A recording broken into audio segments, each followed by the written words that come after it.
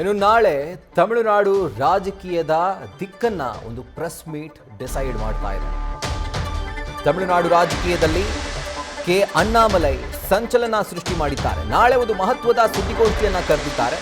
So ಆ ಸುದ್ದಿಗೋಷ್ಠಿಯನ್ನ ನಡೆಸಿದ ನಂತರ ತಮ್ಮ ನಿರ್ಧಾರವನ್ನ ಅವರು ತಿಳಿಸ್ತಾರೆ. ಇನ್ಫ್ಯಾಕ್ಟ್ ಆ ಸುದ್ದಿಗೋಷ್ಠಿಯಲ್ಲಿ ತಿಳಿಸಿದ್ರೂ ಕೂಡ ಯಾವುದೇ ಅಚ್ಚರಿ ಇಲ್ಲ. ಬಿಜೆಪಿಗೆ ಈಗಾಗಲೇ ಅಧಿಕೃತ ರಾಜೀನಾಮೆಯನ್ನ ಸಲ್ಲಿಕೆ ಮಾಡಿದ್ದಾರೆ. ಅದರ ಜೊತೆಗೆ ಹೊಸ ಪಕ್ಷದ ಘೋಷಣೆ ಕೂಡ ಆಗಬಹುದು ಆ ಒಂದು ಸುದ್ದಿಗೋಷ್ಠಿಯಲ್ಲಿ ಅನ್ನುವಂಥ ನಿರೀಕ್ಷೆ ಇದೆ. ತಮಿಳುನಾಡು ರಾಜಕೀಯದಲ್ಲಿ ಈಗ ಅಣ್ಣಾಮಲೈ ಅವರ ನಡೆ ತೀವ್ರ ಕುತೂಹಲ ಮೂಡಿಸಿದೆ.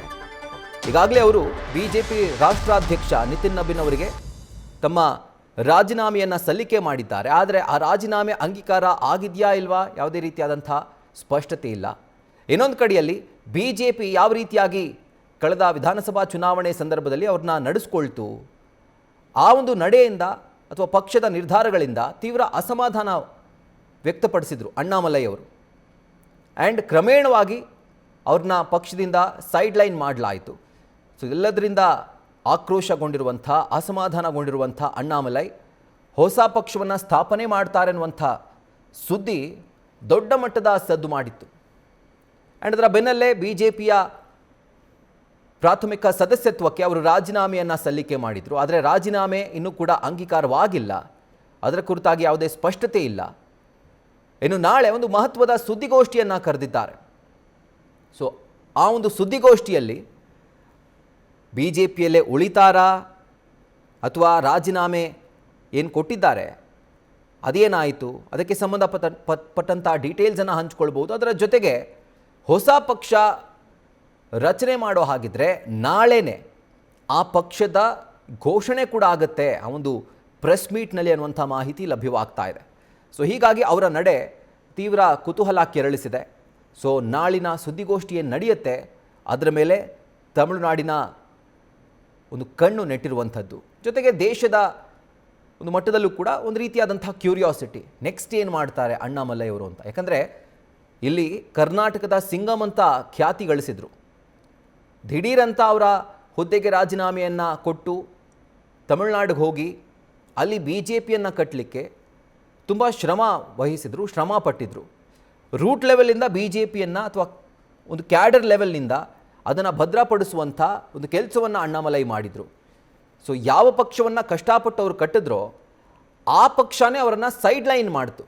ಕಾರಣ ಏನು? AIADMK ಜೊತೆಗಿನ ಒಂದು ಮೈತ್ರಿ ಏನಿದೆ, ಆ ಮೈತ್ರಿಯಲ್ಲಿ AIADMK ನಾಯಕರು ಇಟ್ಟಂಥ ಪ್ರಮುಖವಾದಂಥ ಡಿಮ್ಯಾಂಡ್ ಏನು ಅಂತಂದರೆ ಅಣ್ಣಾಮಲೈ ಅವ್ರನ್ನ ಕೆಳಗಿಳಿಸಬೇಕು, ಅವ್ರನ್ನ ಯಾವುದೇ ರೀತಿಯಾದಂಥ ಪ್ರಾಮುಖ್ಯತೆ ಅವರು ಕೊಡಬಾರ್ದು ಅನ್ನುವಂಥ ಕಂಡೀಷನನ್ನು AIADMK ಹಾಕಿತ್ತು BJP ಹೈಕಮಾಂಡ್ ಮುಂದೆ. ಸೊ ಅದೇ ರೀತಿ ಮೈತ್ರಿ ಪಕ್ಷ ಹೇಳ್ತು ಅಂತ ಹೇಳಿ BJP ಹೈಕಮಾಂಡ್ ಇವ್ರನ್ನ ದಿಢೀರಂತ ರಾಜ್ಯಾಧ್ಯಕ್ಷ ಸ್ಥಾನದಿಂದ ಕೆಳಗಿಳಿಸುತ್ತೆ. ನೈನಾರ್ ನಾಗೇಂದ್ರ ಅವರನ್ನು ರಾಜ್ಯಾಧ್ಯಕ್ಷರನ್ನಾಗಿ ಮಾಡುತ್ತೆ.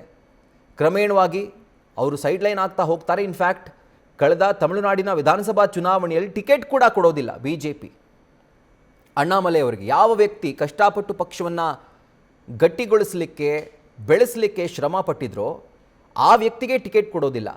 ಸೊ ಇದೆಲ್ಲದರಿಂದ ಬೇಸರಗೊಂಡಿದ್ದಂಥ ಅಣ್ಣಾಮಲೈ ಈಗಾಗಲೇ ಒಂದು ಹೆಜ್ಜೆ BJPಯಿಂದ ಹೊರಗಡೆ ಇಟ್ಟಿದ್ದಾರೆ.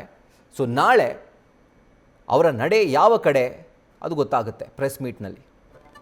ಕರ್ನಾಟಕದ ಸಿಂಗಮ್ ಅಂತಾನೆ ಪ್ರಖ್ಯಾತಿ ಗಳಿಸಿದಂಥ ಅಣ್ಣಾಮಲೈ ಅವರು ಈಗಾಗಲೇ BJPಯಿಂದ ಒಂದು ಹೆಜ್ಜೆ ಹೊರಗಡೆ ಇಟ್ಟಿದ್ದಾರೆ ಅನ್ನೋದು ಸುದ್ದಿ. ಬಟ್ ಅಧಿಕೃತವಾಗಿ BJPಯನ್ನು ಬಿಟ್ಟಿದ್ದೀನಿ ಅಂತ ಎಲ್ಲೂ ಕೂಡ ಅವ್ರು ಹೇಳಿಲ್ಲ. ನಾನು BJPಯಿಂದ ಹೊರಗಡೆ ಬಂದಿದ್ದೀನಿ ಅಂತ ಕೂಡ ಅದನ್ನು ಸ್ಪಷ್ಟಪಡಿಸಿಲ್ಲ. ರಾಜೀನಾಮೆ ಸಲ್ಲಿಕೆ ಮಾಡಿದ್ದಾರೆ. ಆದರೆ ನಾಳೆ ನಡೆಯುವಂಥ ಪ್ರೆಸ್ ಮೀಟ್ ಇದೆಯಲ್ಲ, ಅವ್ರು ಕರೆದಿರುವಂಥ ಪ್ರೆಸ್ ಮೀಟ್, ಅದರಲ್ಲಿ ಅವರ ಮುಂದಿನ ನಡೆ ಏನು, ಯಾವ ರೀತಿಯಾದಂಥ ನಿರ್ಧಾರವನ್ನು ತೆಗೆದುಕೊಂಡಿದ್ದಾರೆ, ಇದೆಲ್ಲದರ ಕುರಿತಾಗಿ ಅವರು ಮಾಹಿತಿಯನ್ನು ಹಂಚಿಕೊಳ್ಳುವಂಥ ಸಾಧ್ಯತೆ ಇದೆ. ಅದರ ಜೊತೆಗೆ ಅಕಸ್ಮಾತ್ ಅವರು BJPಯನ್ನು ಬಿಟ್ಟಿರೋದು ಹೌದು ಅಂತ ಆದರೆ, ಅಥವಾ ರಾಜೀನಾಮೆ ಸಲ್ಲಿಕೆ ಮಾಡಿರುವಂಥದ್ದು ನಿಜ, ಅದು ಅಂಗೀಕಾರ ಆಗಿದೆ ಅನ್ನೋದು ನಿಜ ಆದರೆ, ಅವರ ಹೊಸ ಪಕ್ಷದ ಘೋಷಣೆ ಕೂಡ ನಾಳಿನ ಪ್ರೆಸ್ ಮೀಟ್ನಲ್ಲಿ ಆಗುವಂಥ ಸಾಧ್ಯತೆ ಇದೆ.